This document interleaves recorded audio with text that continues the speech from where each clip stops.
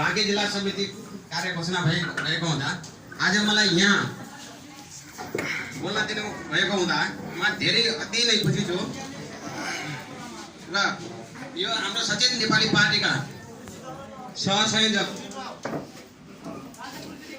सहअध्यक्ष जनिम तमाज्यू र हाम्रो बाँके जिल्ला समितिका बाँके जिल्ला संयोजक गौरी नेलाल विश्वकर्माज्यू र यहाँ आउनुभएका सम्पूर्ण बाँके जिल्लाका दाइ भाइ दिदी बहिनीहरूलाई म ललितमान ओलीको तर्फबाट नमस्कार भन्न चाहन्छु।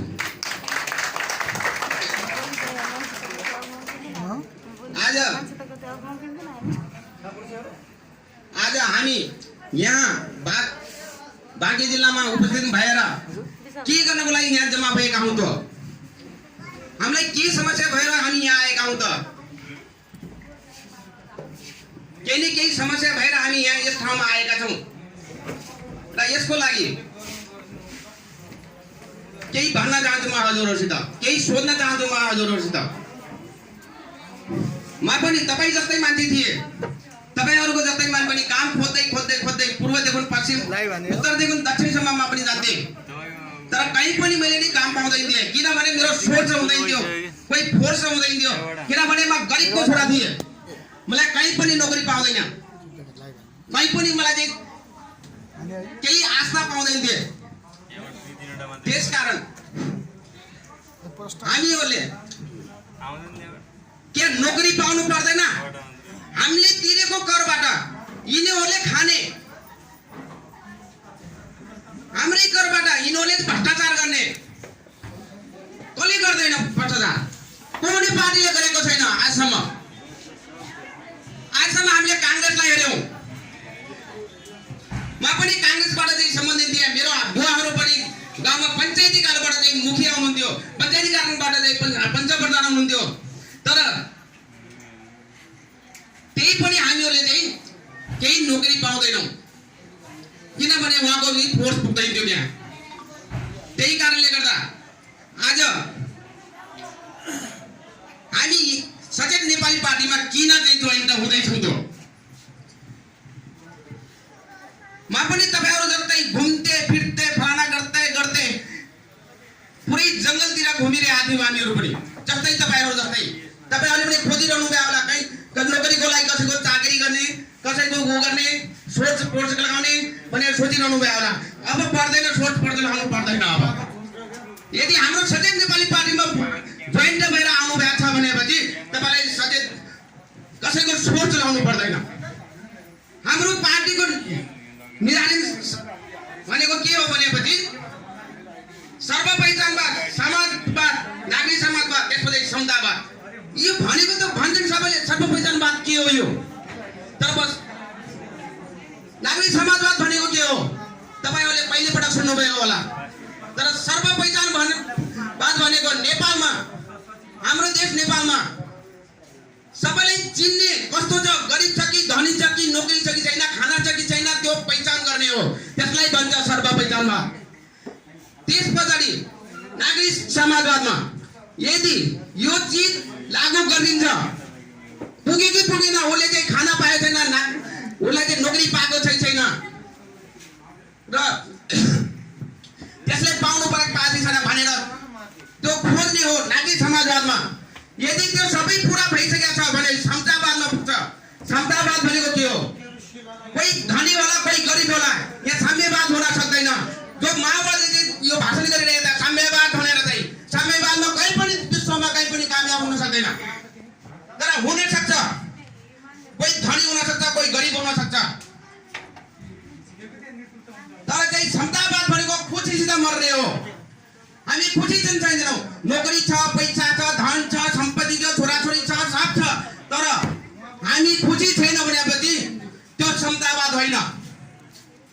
तर समतावादमा के हुन्छ? धनी भएर कोही सुखी छ, कोही पनि खुसी छैन। त्यसो भए त ज्ञानेन्द्र शाह बढी पैसा पण्ड छ, उनी त बिजनेसम्यान हुन्, राजाका छोरा हुन्, उनी त क्या पैसाको कमी छ? किन उनलाई राजसत्ता चाहियो त आजसम्म? किन चाहिने? राजसत्ताका नाममा अरू पार्टीहरूले पनि हामीहरूलाई बेको बनाएर हिन्दुत्वको नाममा, फलानाको नाममा, जाति भेदमा चाहिँ हामीलाई बाँडिरहेको छ। त्यो भनेको राप्रपा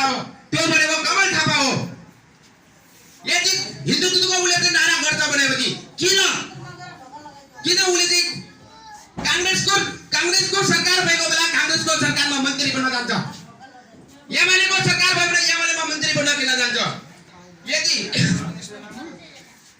यदि हिन्दुत्वको मात्रै छ भने त्यो होइन र त्यो संविधान पास गर्ने बेला चाहिँ उसमा साइन गरेको?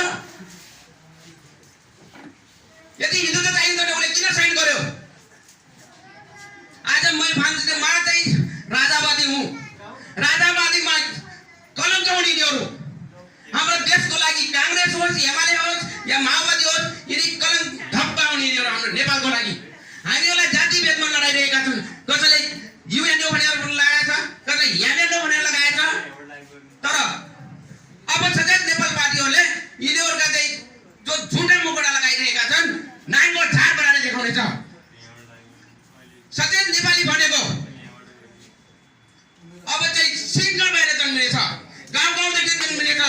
हिजो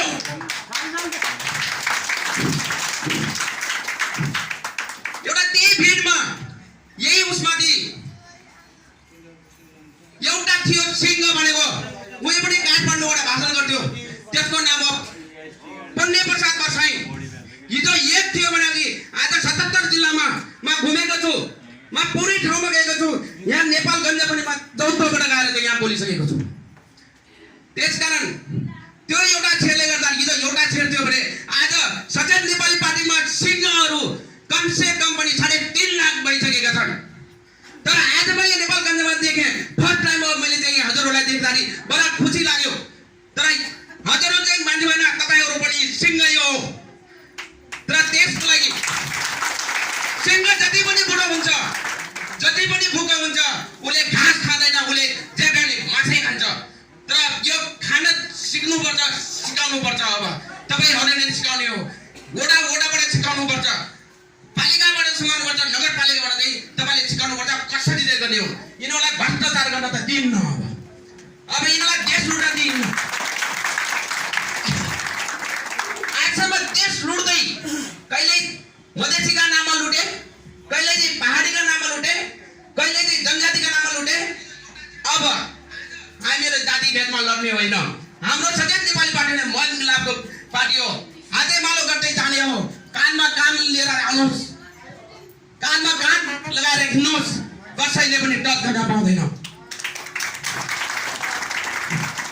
गाउँ गाउँबाट एक हुनुहोस्, मधेसी हुनुहोस्, हिन्दू इसाई सिख इसाई, हिन्दू मुस्लिम सिख इसाई सबै मेरो भाइ, सबै मेरो भाइ। तर चाहिँ हामी एउटा नेपाली हौँ, ऊ सिंह भनेर चाहिँ गर्नुपर्छ।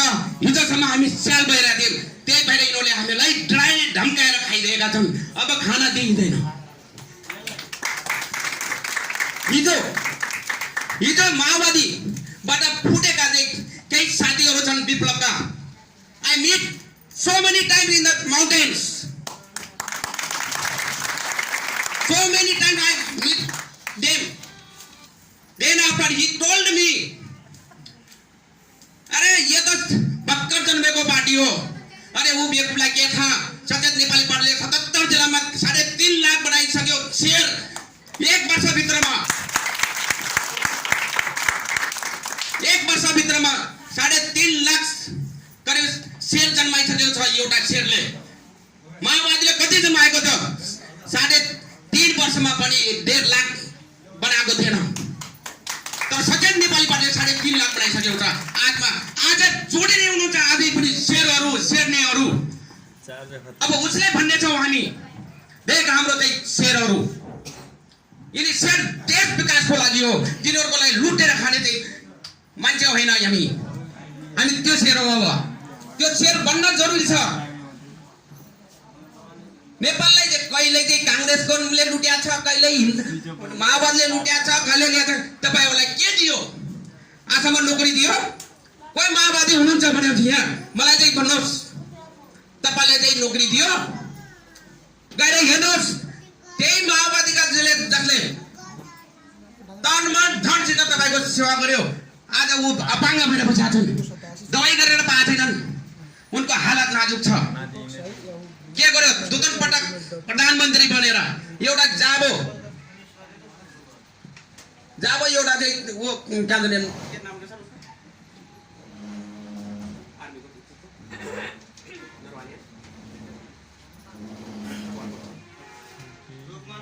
रुकमान कटवाल उसको 3 महिना मात्रै छ उसको चाहिँ वो नोकरी हट्नुमा उसलाई हटाउन सकेन भनेर चाहिँ राजीनामा गर्ने प्रचण्ड माओवादीको शीर्ष नेता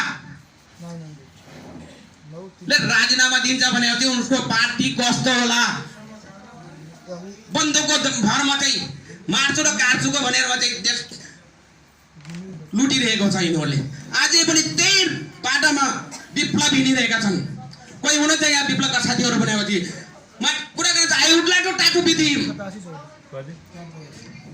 एनीबडी एनी है कोही छ भने चाहिँ म कुरा गर्न सक्छु म पनि त्यही ठाउँको रोल्पाको मान्छे हो रोल्पा र सल्यानको बीचको चाहिँ धारको मान्छे हो मलाई पनि थाहा छ माओवादी के हो व्हाट इज द माओवादिस्ट अब चाहिँ संसारमा चाहिँ माओवादिस्ट पनि चल्दैन अब यो कांग्रेस भन्छ यो कांग्रेस कहाँको थाहा छ तपाईहरुलाई म कांग्रेस हुन्छ फलाना गर्छ मलाई भन्नुस् कांग्रेसमा को राम्रो मान्छे थियो त बीपी हाँ ठीक छ बीपी केही काम राम्रो गरेका हुन् त्यसको लागि म पनि धन्यवाद दिन्छु त्यसपछि गणेशमान सिंह श्रेष्ठ कृष्ण प्रसाद भट्टराई या खुमबहादुर खड्का कसले चिन्छ खुमबहादुर खड्कालाई यहाँ म चिन्छु खुमबहादुर खड्कालाई 14 वर्षसम्म साथमा बसेर खाएको मान्छे हो म कोही छ कांग्रेसलाई कहिले नजिकबाट चिनेको छ who knows the Congress party leaders I would like to ask all of you anybody knows no कसले चिन्दैन किन त फोटो देख्नु भ्याएको बस कांग्रेस हाई कांग्रेस पत्रकारहरूले चाहिँ लेखदिया भन्दिया फलाना गरे यहाँ पत्रकारहरू पनि के छ भने अब पार्टीका व्यक्तिगत पार्टी छन् पत्रकारहरू छन् पत्रकार भनेको देशको थर्ड अङ्ग हो हाम्रो चाहिँ सचेत नेपाली पार्टीको कोही पनि पत्रकार छैन हामी राख्न पनि राख्दैनौँ हामी त्यही पत्रकारलाई बोलाउँछौँ हामी हाम्रो स्टेजमा सत्य कुरा र सत्य लेख यदि उसित आपत्ति छ भने उसको गलत कुरा नलेख्ने लेख्नुपर्छ भन्नुपर्छ जनतालाई सजग गराउने पत्रकारको जिम्मेवारी हो कोही पत्रकार साथीहरू हुनुहुन्छ कि हुनुहुन्न यहाँ उसले चाहिँ आफ्नो मनमा हात राखेर चाहिँ कसले भन्न सक्छ म स्वतन्त्र छु स्वतन्त्र पत्रकारिता गरिरहेको छु भने कोही छ म पत्रकार साथीहरूलाई पनि सोध्न चाहन्छु छैन किनभने सब पार्टीका व्यक्तिगत पत्रकारहरू छन् केही युट्युबर वाला हुनुन् उनले चाहिँ 2 पैसा कमाउनको लागि गरिरहेका विचाराहरूले तर उनीहरूलाई पनि गर्न दिँदैनन् तर यहाँ तपाईले केही पनि काम गर्नुहोस् गर्न दिँदैनन् यो को हो त यो बाधक को हो त तर देशको सबभन्दा ठुलो बाधक हाम्रो दुश्मन भनेको 3टा छ म आजैमा नाम भन्न सक्छु म CIA युरोपियन युनियन र भने के हो RAW र त भन्छ र होइन RAW यो इन्डियाको जासुसी संस्था हो अहिले अर्को चाहिँ संस्था चाहिँ नेपालमा चाहिँ भित्रिँदै छ तपाईहरुलाई थाहै होला त्यो भित्र्याउने पनि कांग्रेस हो शेरबहादुर देउबाजी म सम्मान गर्छु उहाँलाई किनभने कि मेरो बाबु सरका हुनुहुन्छ हाम्रो सचेत नेपाली पार्टीले 3 जनालाई चाहिँ 3टा पोस्टलाई चाहिँ मतलब रिस्पेक्ट गर्छ 1 teacher 2nd friends 3rd guide यहाँ कोही छ कोही टिचर हुनुहुन्छ anybody teacher in here maybe I have to see तर यहाँ आएको मान्छेहरूले म यही क्वेसन गर्न चाहन्छु न कांग्रेसले राम्रो काम गर्यो न माओवादीले गर्यो न चाहिँ एमाले गर्यो यिनी सब देशद्रोही हुन् यिनीहरू तर चाहिँ त्यो पार्टीमा लाग्ने कार्यकर्ताहरू केही पाइन्छ कि भनेर चाहिँ उनीहरू जान्छन् कहीं नोकरी पाइन्छ कि कहीं ठेकापट्टा पाइन्छ कि भनेर जानुहुन्छ त्यो ठेकापट्टा लिएर तिनले के राम्रो काम गरेका छन् तपाईका बाटाहरू यहाँ नेपालगञ्जका बाटाहरू हेर्नुहोस् भित्र गल्ली गल्लीका तपाईहरु यही बाँकी जिल्ला नेपालगञ्जका हुनुहुन्छ होला कस्ता छन् बाटा हेर्नुहोस् आउनुमा देखाउँछु म सल्यानमा आएर देखाउँछु म पिच छैन त्यही पनि बाटा छन् हाम्रो सल्यानी जनता जागरुक छ पिच नभए तापनि कम से कम गाडी त हिँडिरहेका छन् तपाईको यहाँ त हिँड्नै सकिँदैन घरभित्र पानी पसेको छ नेपालमा पारिरहेका छन्। किनभनेपछि अब भन्छु म सही history, what is the really history for the Nepal. आज 1947 मा 1947 मा चाहिँ एउटा इन्डिया जन्मेको हो। त्यो भन्दा पहिला जन्मेको नेपाल हो, कहिले गुलाम भएन। इन्डियालाई त 3 पटक पहिला चाहिँ मुगलले राज गर्यो, त्यसपछि ब्रिटिसले राज गर्यो। और त्यस्तै नेपालमा पनि नेपाललाई कब्जा गर्नको लागि यामछिसी भित्ति यही छ। त्यो तपाईलाई थाहा पाए होला। यो जति पनि कहिले दिन प्रधानमन्त्री हट्ने, कहिले संविधान गठन गर्ने, फ्लाइट जोड्ने, फलाना गर्ने भनेको यो यामछिसी पास गर्नको लागि हो। यो झिक्का राख्या हुन्छ। यो यिनीहरूले पास गरेका छन्, यिनीहरू बिकिसकेका छन्। यामछिसी भनेको जस्तै इन्डियामा ईस्ट इन्डिया कम्पनी आएको थियो, एउटा चाहिँ प्राइभेट कम्पनीको लागि यहाँ इन्डियालाई बनाइदिन्छौँ, यो काम दिन्छौँ, फलाना गर्छौँ भनेर बेको बनाएर इन्डियामा पसेको कम्पनी हो ईस्ट इन्डिया कम्पनी। त्यही कम्पनीका बहानामा, कामका बहानामा उसले लेबर मगायो, तर चाहिँ उनी लेबर थिएनन्, हिज आर्मी, युएसए आर्मी। ऊ लेबरको हिसाबमा उनीहरू आए, इन्डिया पसे। धेरै ल्याइसकेपछि उसले इन्डियाकै कभर गरिदियो। फर्स्ट क्यापिटल बनायो उसले चाहिँ कलकत्तालाई। कलकत्ता त चिन्नुहुन्छ तपाईँहरूले, जानु पनि भएको होला। त्यसपछि उहाँबाट सब लुटेर चाहिँ उसले लग्यो। त्यसपछि सेकेन्ड क्यापिटल बनायो Darjeeling. That is our Nepal. Darjeeling is our Nepal. तर आज हाम्रो नेसनली गाइड भइरहेको छ। त्यो पनि म भन्छु म तपाईँलाई, नेसनली किन गाइड हुँदैछ। हिजो सेकेन्ड क्यापिटल बनाएर उसले चाहिँ थोडा धन, सोन चाँदी अरू सब उसले चाहिँ लुट्यो र त्यहाँ लिनको लागि एउटा